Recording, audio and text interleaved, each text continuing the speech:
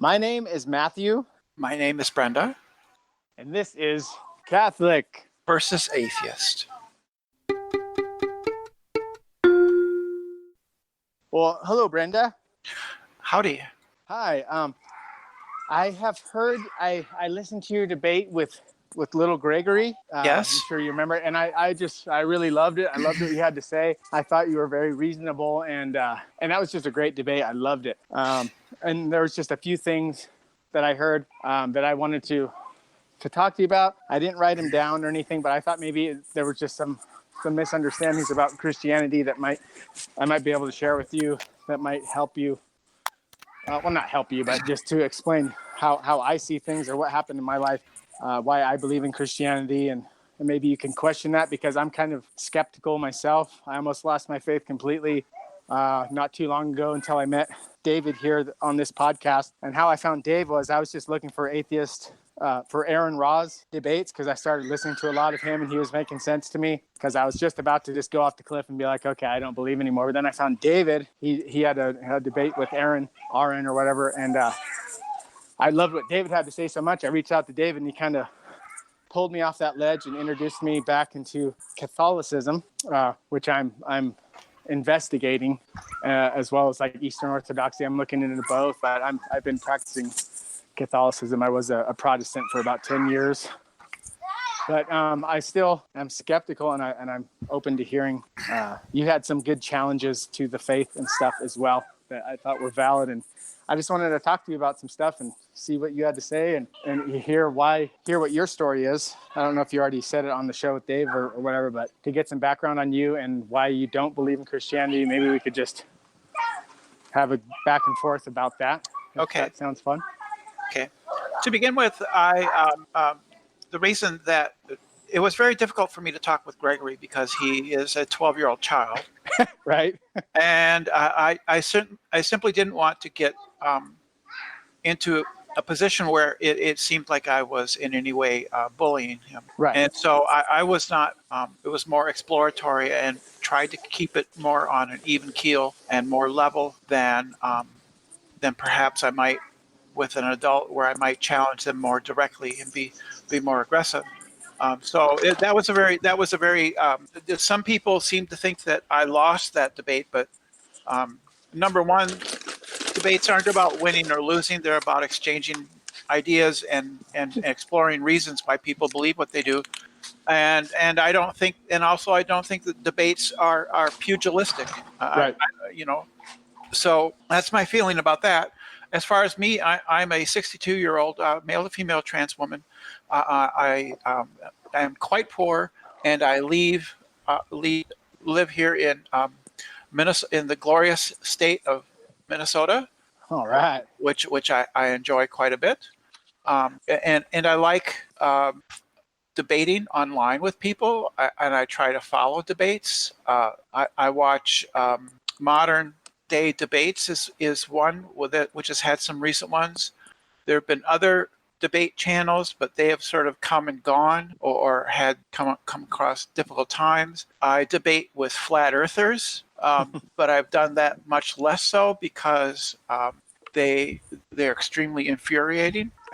Very difficult to talk to somebody who is deeply entrenched and refuses to make even the most common sense inferences from basic not even elementary school science. They can't even understand.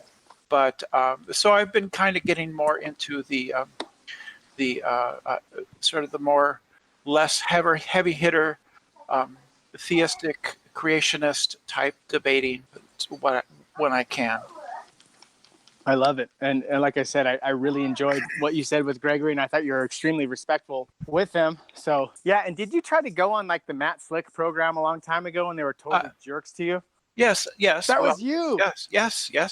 I was listening to that years ago because I was a total Matt Slick like follower, back then. But now I can't really stand the guy, But anyways, and they were totally rude to you, and you had these awesome arguments, and they wouldn't engage with you.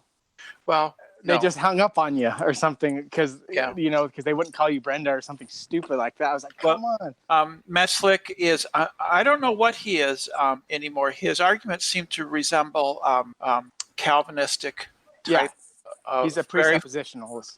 but he says he's not. He is. Yeah, so I don't understand. I don't understand where he's coming from on that count. And I was new to a lot of things back then too.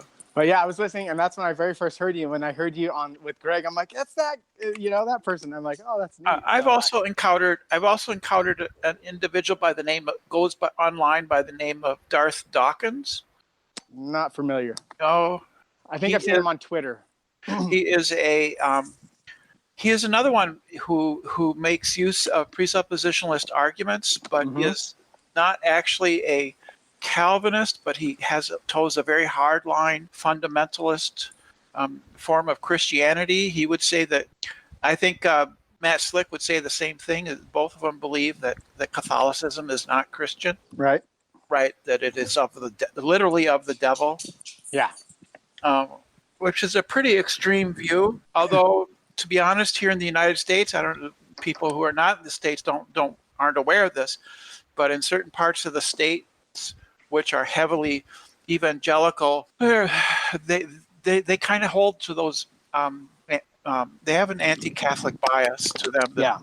And what they would call you Papist, they would call a Catholic a Papist, and they would possibly believe that the Pope is satanic in nature. Yep. It's a very bizarre kind of worldview that I don't understand the roots to it. I was steeped in that, okay, because I started out just like a kind of a charismatic Christian guy. The guys are kind of wild and they think they're speaking tongue healings and that stuff, and I kind of grew out of that. And then I went to the more conservative Puritan Calvinist presuppositional guys. I mean, I used to worship those guys, pretty much read all their stuff, and I used to be a presuppositionalist and all of that type of stuff. But I've kind of abandoned it as I've grown in my understanding of things. So one modality of counter apologetics that I kind of like, there's a certain person by the name of Doug who has a YouTube channel called Pine Creek, who does sort of a modified street epistemology approach, which is basically don't be a dick, admit most of your opponent's points, but then you go for the one thing that you make them challenge their own beliefs rather than trying to argue with things. So along with Doug, along with Macabasco, I think that's his name, he has a channel called Street Epistemology. Peter Boghossian, I don't care quite so much for, but and then there are some other people sort of in those circles which are less of the what I would call the old school atheists like Dawkins and Sam Harris and Peter and Hitchens. Hitchens was a great polemicist. He was not a great philosopher. Sam Harris, I don't have a great deal of respect for. I think he got things correct as far as there not being a God, but after that he kind of has not made any important points since then. And Richard Dawkins is a great biologist, but he was not also a great philosopher. They kind of got things started, but they didn't really go anywhere much with it. Yeah. And that's sort of where I'm at. So I'm not really in favor of the quote unquote new atheists. I'm in favor, but I like the street epistemology approach where you are actually an atheist, but it's not like religion is the root of all evil. I'm not sure I agree with that. I think that religion can be helpful to people. I mean, I'm quite certain that Islam has helped many people out of their alcoholism and drug abuse. Right. Yeah. So people can believe, religious belief can be beneficial to people. Yeah. Is it true is a whole nother That would thing. be Is it? that would be the question. Sure. Yeah. Well, when it makes truth claims, you have to evaluate those truth claims. And in my opinion, when religion makes claims about the natural world, it quite often gets them wrong. Yeah. I know what you mean there. But maybe I could share with you my testimony as far as why I believe that Christianity is true. But you kind of just touched on it, so I have a feeling where you're going to go. But and it is kind of subjective, and I'm not going to come because I hear all the class. I'm a debate junkie as well, and all the classical apologetic arguments I think are fun to listen to, and they're fun for believers. But I hear you guys, atheists, that is, like you, refute a lot of the points and rather well. I think that you could come up with a refutation for just about anything. So I don't really think that they work, and I kind of get tired of hearing the same old ones. So mine, I'm just going to say something that, yeah, it's kind of subjective and I guess sort of anecdotal. But I know in my life, I've seen tangible, testable changes that came through the Christian church and prayer and things like that. And I'm sure you could explain it in other ways as well. Sure. But would you be interested in that? Maybe you can just, and you can, and feel free to, if you want to let me have Well, it, fire things off. if you want to, if you want to just go and to make your case, then go ahead. Okay. Yeah. So I was, I don't know. I want to make it short. I had an interview with David, so my whole story's like a couple segments long, so I don't want to bore everyone with that again. But I was a hardcore drug abuser, meth addict, liar, thief. I'd say even murderer, because I was complicit in abortion and stuff like that. My own kids, out of convenience, wanted to encourage women to have abortions because I didn't want to have children with them, and things like that. And that was my nature. And this is kind of an argument that I came up with. I ran it by David, and he didn't think it would probably go very well, but I'm going to give it a shot anyway, see what you have to say. And I'm not a neuroscientist or anything like that, but just in all the counseling that I've had to go through, being a drug addict and everything, I've been told that when you do drugs and certain behavior patterns, you actually are wiring your brain to function in a certain way, in a hard way. Like when you use drugs, you form patterns and connections in your brain that function a certain way, and certain synapses work a certain way, and so it causes you to be addicted to drugs and have cravings for things and stuff like that. So I was a diehard drug addict for probably almost 20 years. And not only that, in my life of doing drugs, I went against what my morals were. I was raised in a Catholic home, so I was taught that lying is wrong and stealing is wrong and all that stuff. But I rebelled against all of that to the point of when I had no conscience at all toward the end of the throes of my drug addiction. So lying, stealing, and all of that type of stuff, and just utter selfishness, were just second nature to me. I didn't really feel bad about them or anything.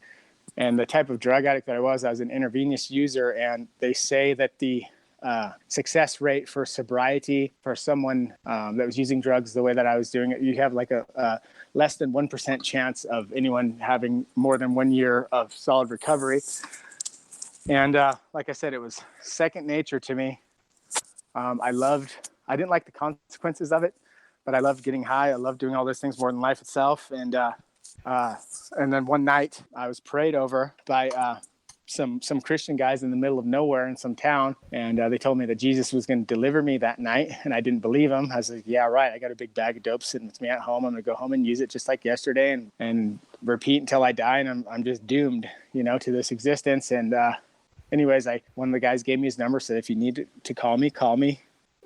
And drug addicts always get those invitations but never use them. But I went home and something came over me, and I couldn't do the drugs that I had sitting there on the table. And I called this old man, and he came and prayed with me. And from that night on, and that was about 7 or 8 years ago, from that night, I was no longer addicted to drugs of any sort, and no cravings, no nothing.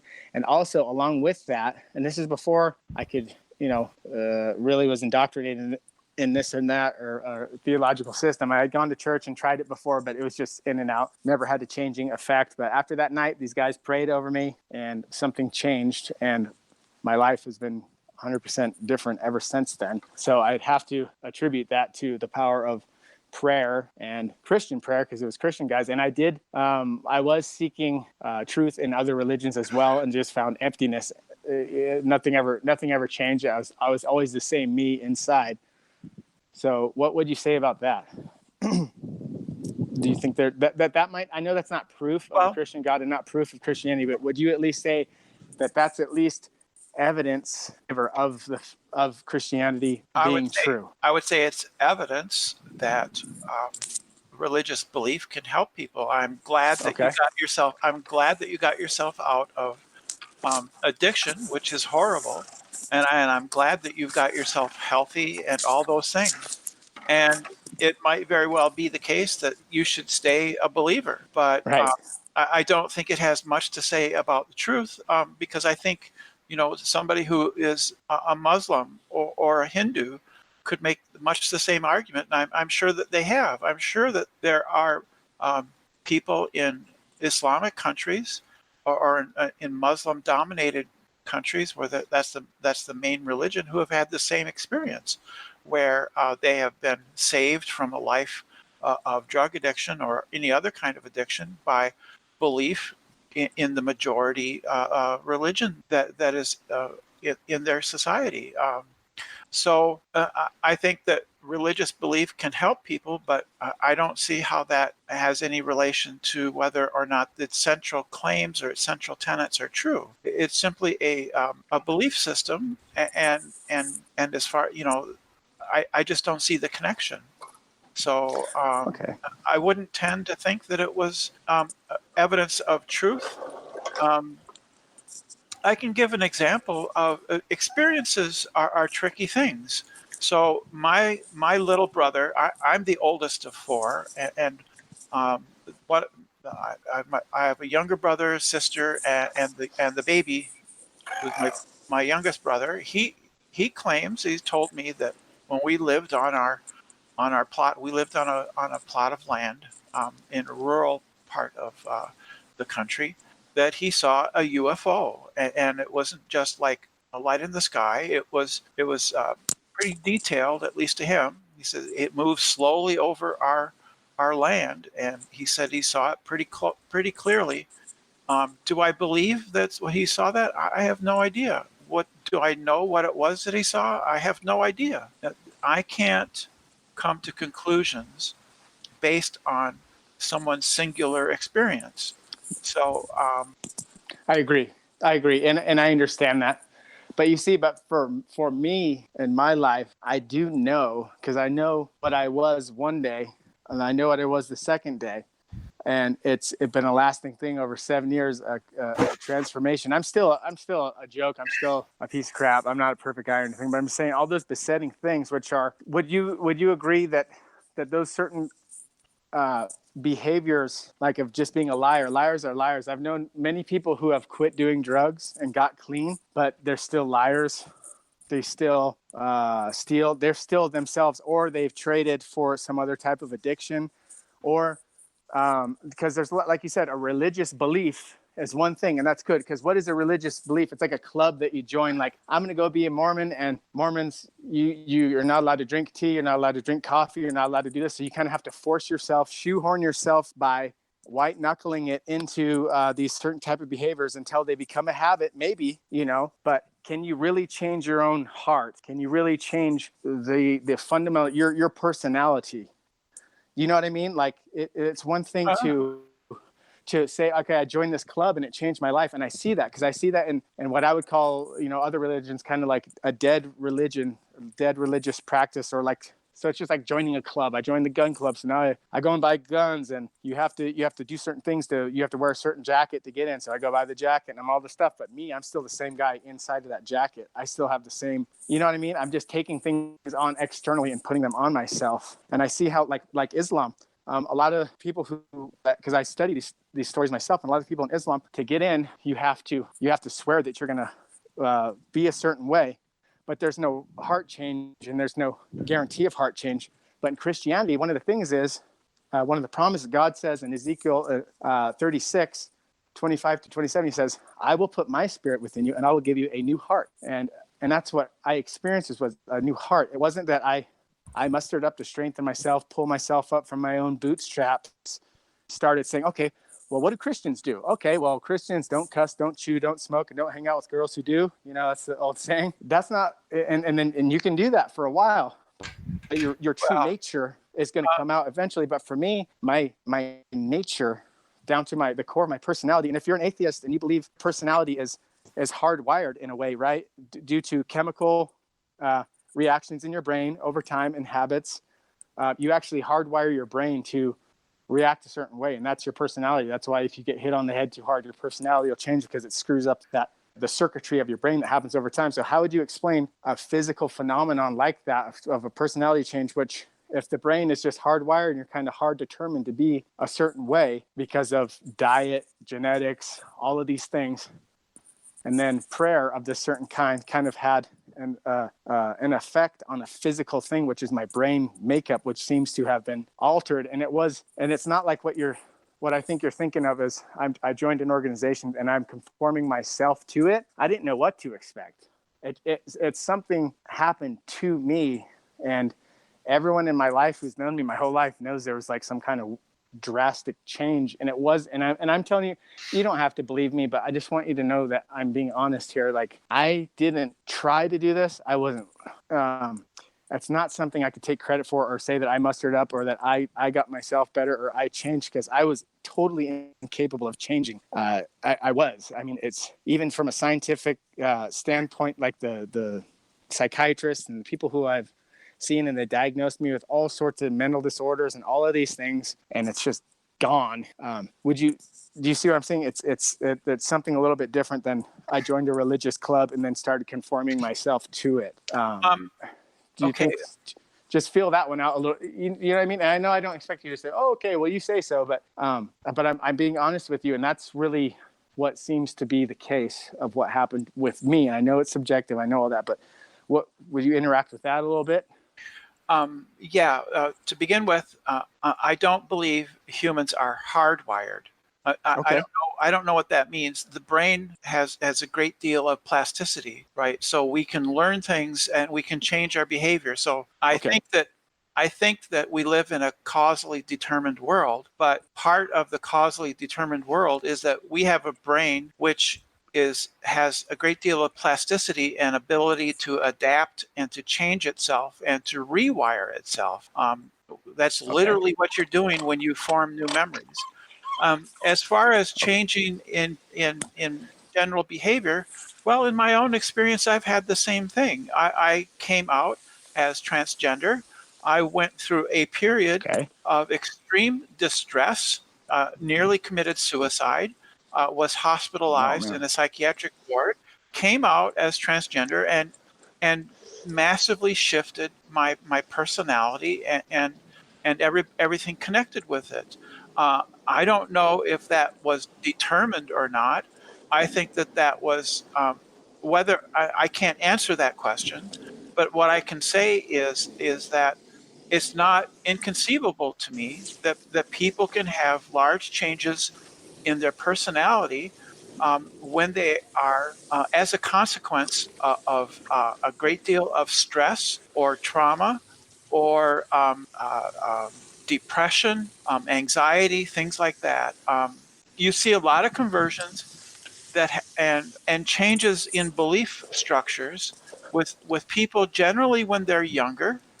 Quite often, a nice young woman is involved if it's a man, or a man with a woman. I mean, a lot of men, surprise, surprise, meet a nice young, let's say, a Christian girl or a Catholic girl or a Buddhist girl, and they're motivated.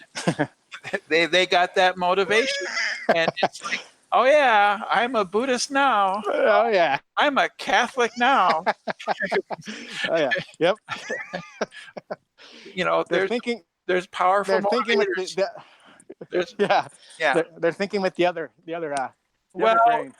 I wouldn't put it so much that way. It's that there's a powerful incentive, and also simply when people are younger, particularly, they go through quite a lot. They're in a period of forming their personality and stuff, and so there can be large shifts. And somebody's like yourself, even when you're older, um, I think that if you've had a life of a drug abuse that is not working out for you, that is destructive to your lifestyle, and that you perceive as being harmful to yourself, and you perceive that there is a very bad consequence to your behavior, that's another motivation. It introduces a lot of stress, a lot of anxiety. I can sympathize with that. Was in a marriage and had a lot of distress, and I had a lot of distress and anxiety, depression, um, suicidal ideation, which eventually culminated in my coming out and reorganizing my life, seeking professional help, as perhaps you have. That these things are what explain why people have great shifts in personality, changes in their lives, and restructure their lives. These are the things that I think explain it.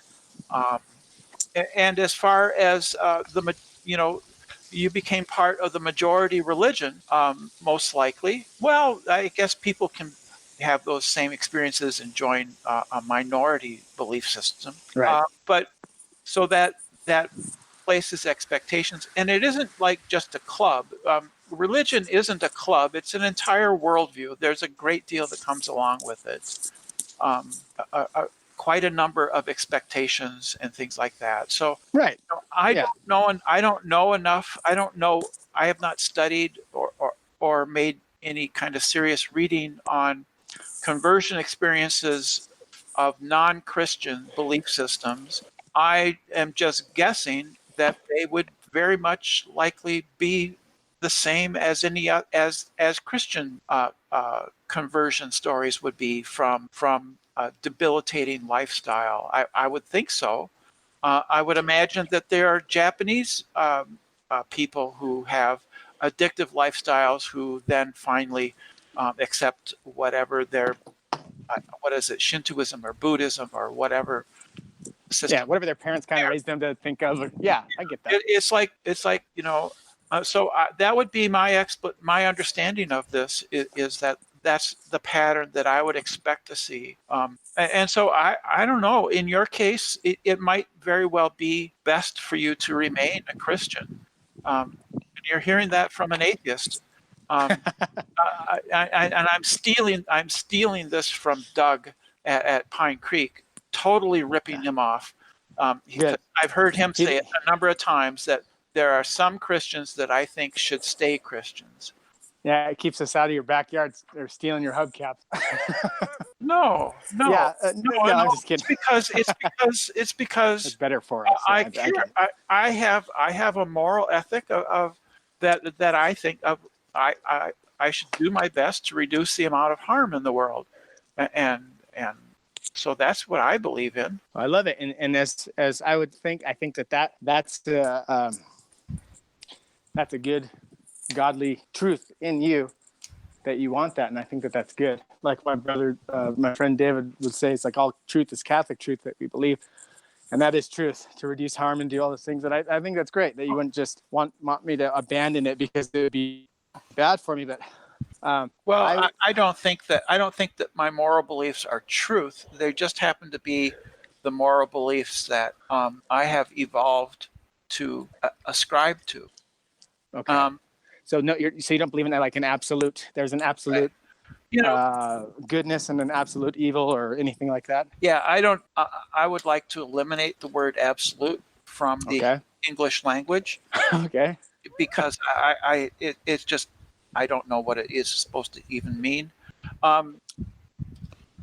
Animals have moral beliefs, and I think they have moral beliefs because when you are an animal that is part of a social animal, mm-hmm. you have to be a member of that society, and there are things that facilitate that and the things that don't facilitate that. So sharing and taking care of other members of your group are good things because they're good not because in the, of themselves. They're good because they are good for you and for you as a, say, chimpanzee or an Right. elephant.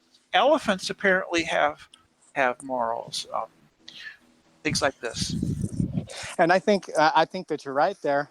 And but I mean, my explanation would be different because I believe, of course, that you see this in nature everywhere. Well, not everywhere, but you see it in nature everywhere because, well, from my worldview, God created the elephants too, Yeah. and they also reflect His glory and they reflect Him. But there's also a Well, brutality too of all of this stuff.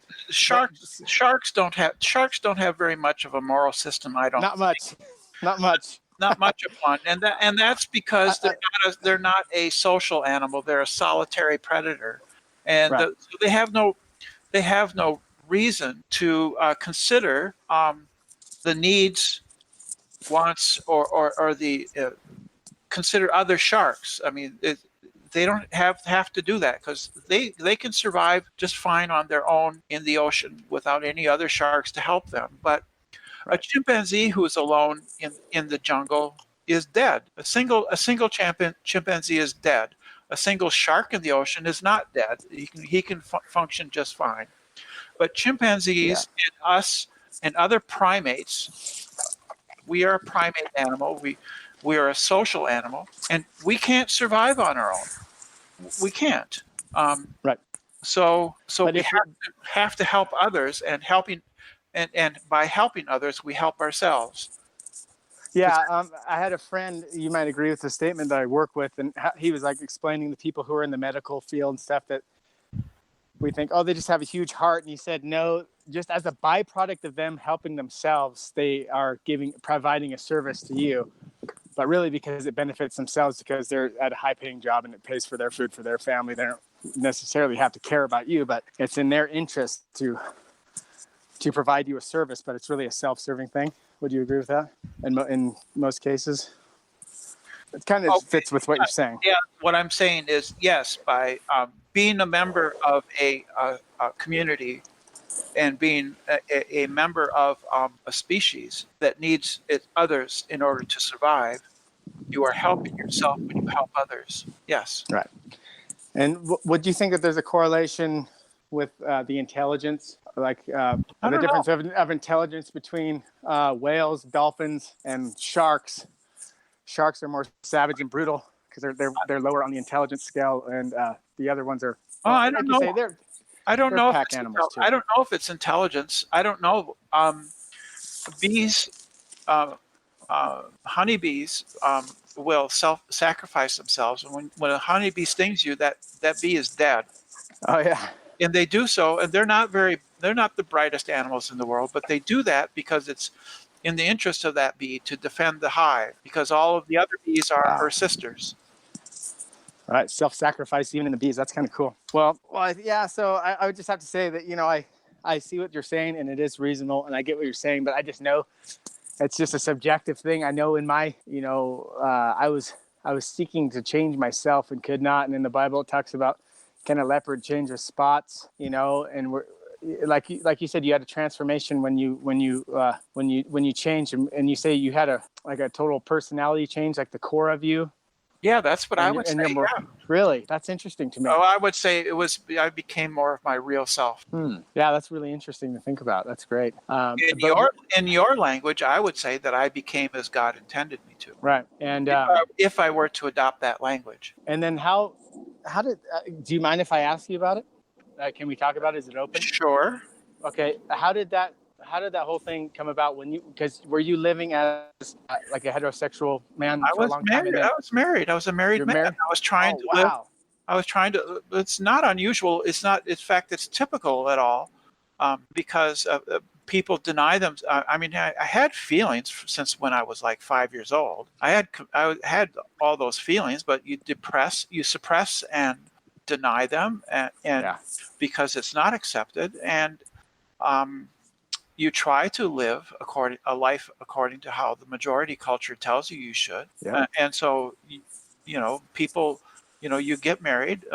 Quite a number of people who are in the LGBT community, lesbians, homosexuals, trans people, bi people, do in fact get married because they think that either this is what you're supposed to do, or that maybe they think that, well, this will help me in suppressing these feelings that I have that I can't accept. And I think it's been good for society that the gay community, broadly understood, enjoys greater acceptance today, because that reduces the amount of confusion and distress that a lot of people suffer when they try to be something that they are not. Exactly. So somebody who is gay is not a perversion. It's just who they are as a person. Somebody who is trans is not degenerate or anything. It's just who you are as a person. You were made. Nature, right? It's your nature. Would you say Yes. that? Yes. So okay. And forgive me, not to interrupt, but just to tie into what I was trying to say about nature. So you would say, as you're living as this heterosexual man and playing a part, playing a role, trying to conform, just like someone who joins a religious community who really inside, in their core, their nature, they're not this person that they're trying to be, but they want to be a part of the club. So like you wanted to be a part of the club known as society. So I got to get married. I got to have 2.5 kids. I got to do all this. But inside you have a nature that's screaming a different way. And eventually you can't, because do you feel like you could have made that go away yourself? That nature that you're a woman? No, if you could you will that away? I could not will it away. You couldn't will it away, right? Okay, so just like me, and like eventually your true nature came out. You had to come out. It was going to blow up. It was like something that was going to pop. It had to pop. It pretty much did. Yeah, yeah. Okay, so and you couldn't have willed that away. No matter what you did, you could have went to therapy. You could have tried to become a Christian. You could have tried to do anything. Nothing would have taken that. That was who you are in your heart, who you were, the heart of you. Brenda, that's who you were. Yeah. See, for me, and see, okay, so just imagine this, Brenda. Okay, someone, and you know this, right? And that's you. That's who you are. That's who you are at the core of you. And then say, I said a prayer for you in the name of Jesus Christ. And I said, God's going to take that away from you and completely make you into a new creature. And then, and you doubted it. You said, would you doubt it if I told you that? I said, Brandon, I'm gonna straighten you out or whatever. I don't want to be offensive, but you know what I mean. Like, if I said that, you would probably say, yeah, freaking right, bro. Like, oh, okay, yeah, sure. So I'm just gonna say that's my nature was sexually immoral, and I did, and I don't judge you for anything like that, because guess what? I did it all. Okay, I'll just say there as far as what we'd say sexual immorality and all that. That was my nature. I wasn't. Yeah. Whatever. Well, that was me. I'm not sexually immoral. Oh no, I know, but for me and my standard, I was. Just a minute. You would. I'm making a joke. So okay. I'm not sexually immoral. You have to have sex to be sexually immoral. Oh, come on. Yeah. Okay. Yeah, I'm about to be in the same boat, and I'm not kidding. But anyways, yeah. So wouldn't you say? Then if I came, I put my hand on your head, I prayed for you, and then overnight, the next morning, you awake, and that nature is 100% gone and changed. How would you account for that? Because that's just as radical as my conversion was to Christianity. My nature was, like I thought I was a good guy and everything. Of course, I wouldn't want to hurt people and all this stuff, but really, I didn't care. I mean, my nature was, I was a liar, a compulsive liar. I was a thief. I was a drug addict. I was this full-on selfish. I think I was a sociopath, basically. Seriously, I mean, and I was, diagnosed borderline personality and all of these type of things. But I had sociopathic tendencies for sure. I doubt that. You shouldn't self-diagnose your. No, I was diagnosed borderline personality, borderline. That's pretty common. Diagnosed bipolar disorder. Yeah, and all this stuff. That's not uncommon. Right. And was I really? I didn't even believe in those things. But I'm just saying. But what I study about sociopathy and all that stuff now, it's like I'm like, oh my gosh, I had a lot of those tendencies. But I'm just saying, like, That's what I'm trying to get you You to probably see. weren't. Because I hope not. if you were a sociopath, you still are one. Well, that's the thing. Oh, that's making an assumption. That's on the assumption that there's no supernatural and that what happened to me was just my own mind playing a trick on itself and changing myself. Because I'm telling you right now, that same inner nature that you had as Brenda, as I am a woman, not a man. That same nature that you said yourself, you couldn't will away, you couldn't wish it away, you couldn't talk yourself out of it. If that overnight changed by prayer, and just let's say that you went to counselors, let's say you went to the Buddhists, let's say you went to the Mormons, you went to all these places, and then you wind up in some backwoods place with some hicks that you think are full of crap, which I did, and then they say some prayer, and you don't even believe it yourself, and then all of a sudden, the next day you wake up and your nature that we're talking about that you couldn't suppress is gone and completely different, and then it's not a fluke because it's lasted, let's say, almost nearly a decade. Would that be more convincing to you? Well, I don't think that being a liar is anybody's nature. I would disagree. I think that once you, because don't you think that when you form habits, that forms your personality and who you are? And I No, it's just perfected a lying. habit. I enjoyed lying, It's just and a it's habit. second nature. Yeah, it's second nature, right? And for a habit, a diehard habit, to just go away along with all of those other habitual things, which I think that human nature, from a Catholic Christian perspective, that we have a sinful nature that draws us to lie, to sin, to go against God, and that's why we were in need of a savior, namely Jesus, and that's why he came. And it says, and Jesus said, "I came to call the sinners, not the righteous," and he was hanging out with prostitutes and tax collectors, people who were greedy and people who stole, and that's the people who he's hanging out with, and that was me. I was those guys, you know.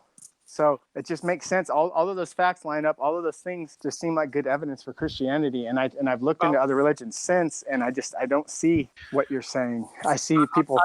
I don't see prostitution as a nature. It's something that people do because they for various reasons.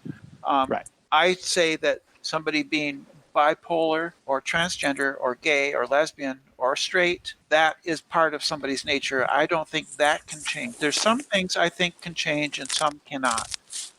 So Okay. you can change, you can probably, um, what you're saying is that your belief that you could pray over me and change, and that my life would change and I would become cisgendered again. No, I don't think that can happen. Okay. And I was just making a comparison. I'm not saying I'm not going to try that. Although I will, You're free. You're free to I'm, pray as much as you wish. I don't. It yeah. does. It's not going to bother me at all. Okay. But I'm just saying, I was just making kind of hypothetical because I believe that my nature, I think that feeling in you of your identity, that nature is the same thing that I was dealing with. That Yeah. was my nature just as strong as your nature was. Because I mean, for years trying to change and trying to do all this stuff, and I'm just saying, if that happened, would that help to convince you that maybe there's something to this, or maybe a supernatural thing had occurred? Because, like you said, certain things you can't really change. You can't wish Right. away your I think. homosexuality. You can't wish away the things. And I think that my the way that I was just as ingrained and just as a part of me to the core, No. that simply just saying, oh, this is a negative thing, and just having like some kind of, I don't know how you call it, like kind of a delusion, really, like an epiphany, but it was just my mind playing tricks on itself. I don't think that adequately would explain that. I mean, I think that being a thief or a liar is something that you can change. I don't right. think that being bipolar or um, or gay or lesbian or transgender are things that you can change. So, and I think that the reason that um, I experienced distress and anxiety was because I was denying my nature, not because I was affirming it. I understand. Right. So But for me, when you were a drug addict, and as you say, a thief and a liar, among other things, and that's among other things. That's not yeah, part of your. That's not part of your nature. That's what you did I don't know. in order to maintain. That's what you did in order to procure drugs. And when you stopped identifying as a drug abuser, then you had no longer any need to do those things. but keep in mind, and I understand what you're saying, I totally get all what you're saying, but I'm saying for me, it was extreme case thief, like kleptomania, pathological lying my whole life. Okay, like the guy that would just tell tall tales for no gain and for no purpose when I was a kid, before drugs. You know, I was a liar then, a Okay. thief then. This is my nature, and I was diagnosed with these with a few different personality disorders, which also have had no, there's no, there's been no relapse in any of those type of thoughts, behaviors, any of those things. You know, I used to, but I also know you can outgrow these things. I understand that, but I'm just saying, I wasn't just like the white liar guy. I was a straight up liar. Like it was second nature. And that would be a bigger trick for someone just to give up, like they give up smoking or something, you know, which I understand, like you can do that, but an extreme case is all I'm trying to say. And I'm not like all that unique or anything, but I mean, I was, all of those characteristics, I would say that was true to my nature, true to who I was from the very beginning. And the drugs didn't help me at all. That's for sure. Okay. But, you know, Well, if you say so, I mean, that's I fine. know you just have to take my word, but I understand there's no reason for you to take my word, but I am being honest with you, you know. Well, I don't doubt that. It's just that, I mean, that's good for you. And if you find peace in being a part of a religious community, perhaps that's what you should do. It doesn't matter to me. What matters to me is when people step out of that community and want to run my life based on their beliefs. Okay. That I have a problem with. But Would you, other than that, you're free to pursue your own life as you wish. It doesn't matter to me. right. And I understand that, but I just saying that's like a real strong proof to me. But would you say that it's wrong? Would it be wrong for me to come into your life and start snooping around and try to detain you or tell you how to run and live your life? Or Yeah, would you say that's wrong? I would not like that. Right. But you just wouldn't like it, or would it be wrong though? Do you think that'd be wrong of me to do? I think that's what being wrong means, is that Okay. it's not approved of. Okay, so then you believe, is it wrong in all circumstances for people to oppress other people in that way? I don't know. There might be some cases where it would be okay to do that. Okay, can you think of any? Not particularly offhand, no. So I think Okay, because I'm just getting back to. I think there's cases where it's moral to lie. Yeah. Yeah. Like if you're hiding someone and someone's coming, I'm going to kill them. Where are they? And you say, I've got Anne Frank in the cupboards. I agree. Upstairs. So I would lie. I agree. I would lie to the SS people that come to the door asking if I'm harboring Jews.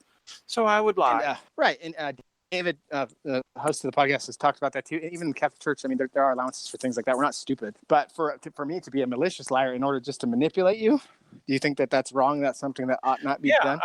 I would say as my general moral principle is that I should reduce the amount of harm that is in the world and try to increase the amount of, I guess you could say, well-being or things like that in the world. And I think that we ought not to interfere in other people's lives unless there's a higher moral principle that demands that we do otherwise, such as sheltering Anne Frank from the SS. Right. But where do you think that you get that ought from? What's the standard? Is it just your own personal standard? I think it's an evolved trait of social animals. I think that if a troop of baboons increase their intelligence to the level of human beings, they would have much the same moral beliefs that we do, because these types of moral beliefs are just necessary as being part of a social animal. Well, they're an evolved trait.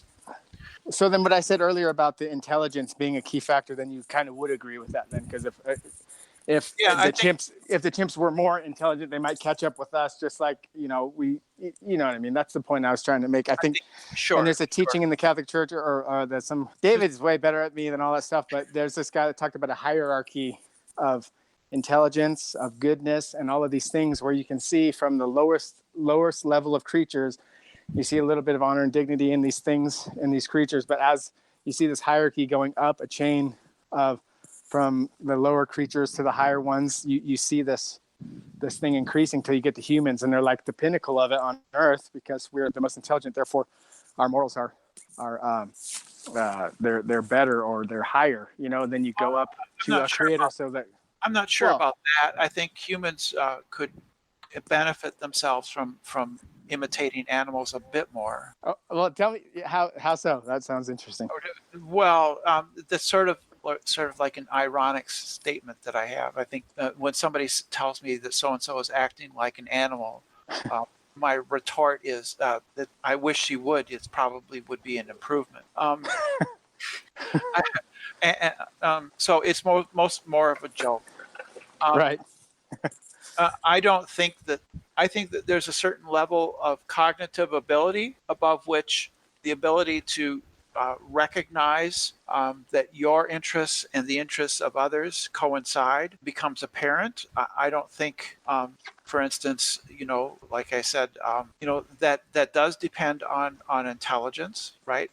So I think that that's what we think of as morality is simply that our interests coincide and complement each other. Right.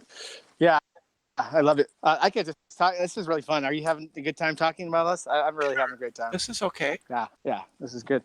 But This is better than a lot of conversations I have. yeah, but still, it seems like inside of you, you do have because you want to get away from absolutes and absolute good and evil because or right and wrong, pretty much. But it seems like you do in yourself. I can already hear how you're saying, the difference between good and bad, and that there is an objective kind of thing out there, a very basic one, to where Well, you would don't you would. know. I don't know that there's such a thing as I'm not a moral realist. I Okay. am a moral objectivist, but I think it's objective in the sense that it's objective because it's a socially constructed thing that is not dependent upon me. Right. So an example that I would make is that um, money or currency is a construction of any society, and there's nothing, but it's not real in the sense that there's nothing about a piece of paper that has United States $1 bill printed on it. That isn't what makes it worth anything. The fact that what makes it worth anything is the fact that everybody uses it as a medium of exchange. And I think that's the same for morality. Morality is objective, not because it's part of a feature of the universe. The universe doesn't care about morality, but humans do. And the fact that we hold these values is what makes them objective for us. It isn't up to me to decide. It is a part of our society and our culture about what is moral. And Right. right, in the same way that the value of a dollar isn't objective in the world or isn't real in the physical world, it's what a dollar has its value because people are willing to use it. And morality has its value because people will use it as sort of as part of the society. So that's my Right. concept of morality. And so I'm a moral objectivist in the sense that morals are objective because it's not up to me what counts as theft and lying. It's up to my society. My society declares what it is because Okay. that's how everybody has come to an agreement that that's what it's Okay. going to mean. Just like everybody has agreed that this piece of paper with a $1 bill printed on it is going to represent money. Right. But that kind of gets you into and I'm sorry for bringing this up. I'm sure you've heard it a million times, but so the subjective idea of it and of consensus.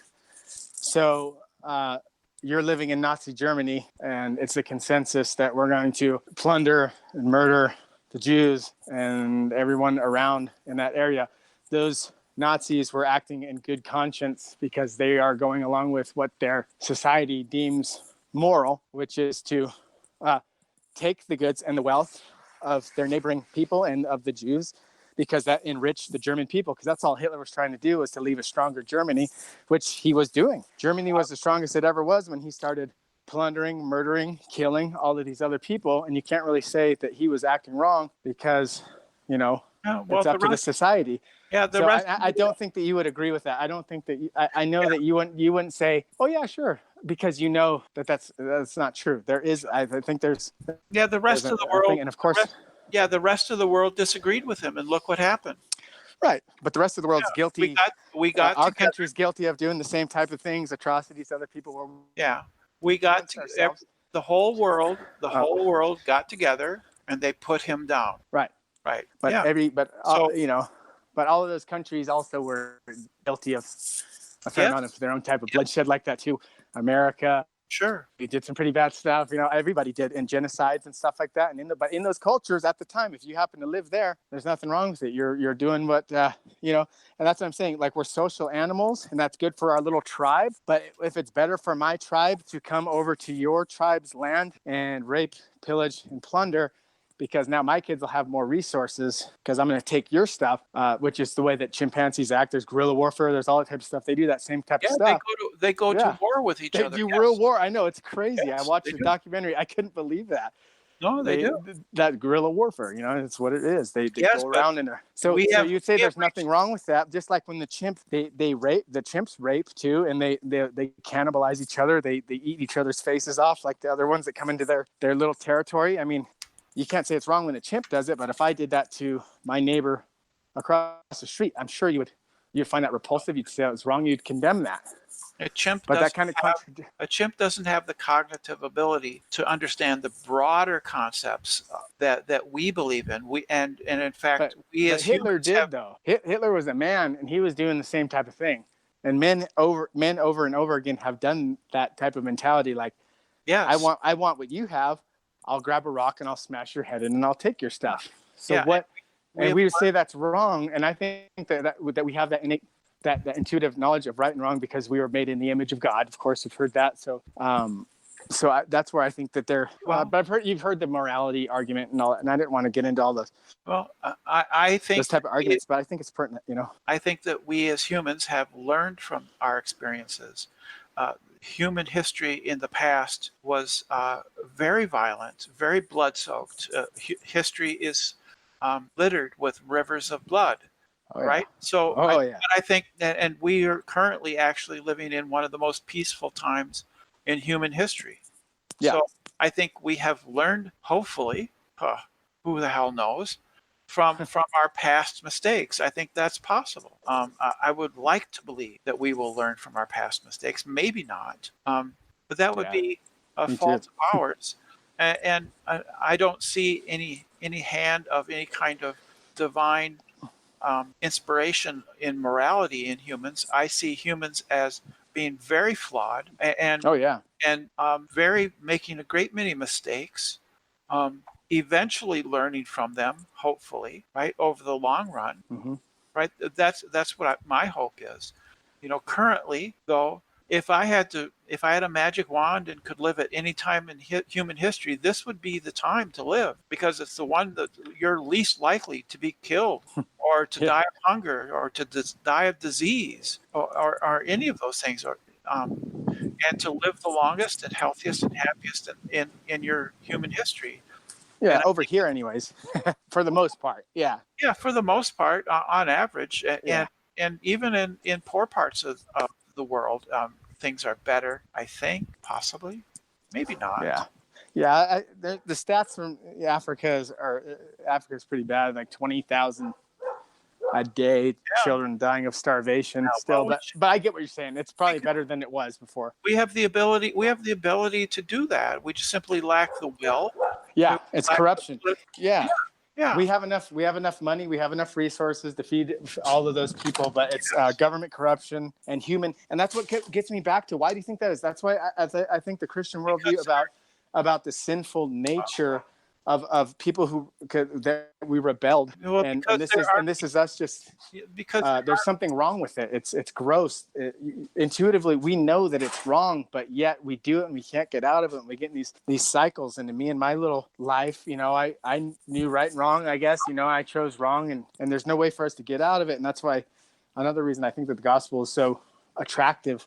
Especially, I guess, if someone like me who's blown it so hard, but there's a way that you can be changed, and it promises, and that's what one of the things of Christianity, it's not like joining a club. A lot of people have made it that, but it promises a heart change. And if that heart change doesn't happen and you have to just white knuckle conform yourself to it, like what you're saying, like how you felt like you had to white knuckle conform yourself to society, then that would be evidence it's a false system. And that's, Well, I just wanted to throw that out there you're too. trying to say that religion is somehow going to lead to a less violent world. I see no evidence for that. No, yeah, not religion. I'm saying if Christianity is true, and it's not just one religion among other religions, and we all actually followed. Okay, because my teacher is Jesus Christ. Okay, and he said, "Love your enemy as you love yourself." If everyone in the world, Christians and everyone, obeyed that just one law, would there be any war? Would there be any hunger? That would be gone.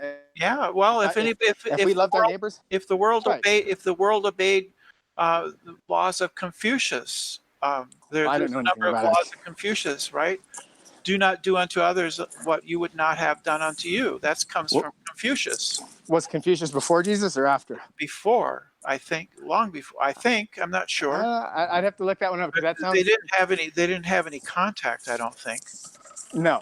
I think that there's a lot of religious slogans that would be good if the majority of people followed them. I'm sure that there are Islamic moral teachings that would be beneficial if people followed them, or Hindu, or kill all the opposition, and then we'd have peace. That's kind of how they believe. That's not what they believe. Well, there are certain surahs that do say things like that. They've been mistranslated, and people have a vested interest in misrepresenting. I understand it, and I don't want to play that game. I know that they're peaceful, lovely Muslims that follow that, and they're peaceful and lovely people. I'm not trying to go there, but I'm just saying. There's 1 billion Muslims in the world. There's a very small number from a very small region of the world where Americans are dropping bombs on their children.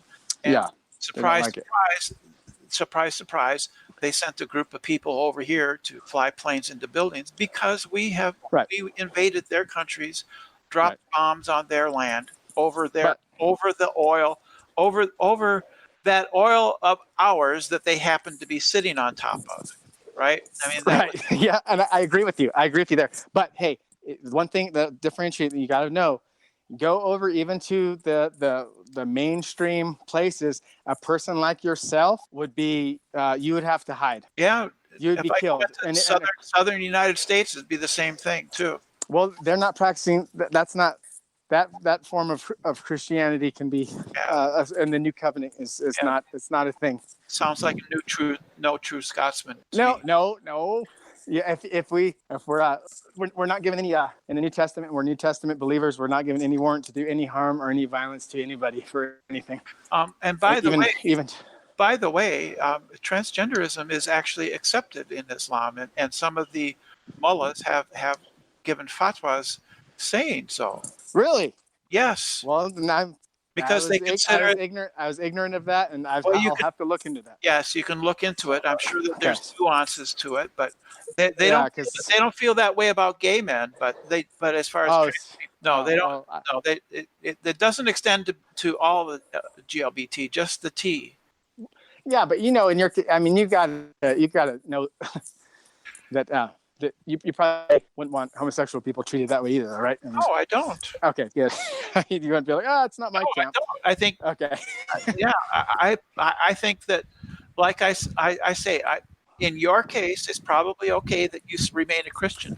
But on the whole, all things being equal, I think it's better to be an atheist such as myself, and to believe in what science teaches us about the world, rather than what 3,000-year-old sheep herders tell us about the world. Shots fired. Okay. Yes. Well, thank you very much. Well, anyways, it's been very nice talking to you. Thank you for agreeing to speak with me. I think you're very reasonable, and of course, I want you to convert and be a Catholic Christian like me, because I think that'd be the best thing for you, out of love for you. But I get that you're not there. I'd rather be a Mormon. I think I'd rather be a Mormon, because under Mormonism, when you die, you get your own planet. Yeah. Can you offer me a planet? Well, I think that what Christianity offers, that you just have this relationship with God that it's not even explained very much of what it's going to be like, but it'll be there'd be nothing that could possibly outweigh to be the greatest good you could possibly imagine, and you would just be I'm that sure. just hitting you in the face like, oh, forever. Anyway, That's what I want for you. thank you very much. I enjoyed our little talk. So thank you for the invitation, and we'll do it again sometime. Yes, please do. Okay, thank you. If you like your worldview, if you think it's swell, if you've got some questions, ask me and I'll tell. All you got to do is ask. All you got to do is ask.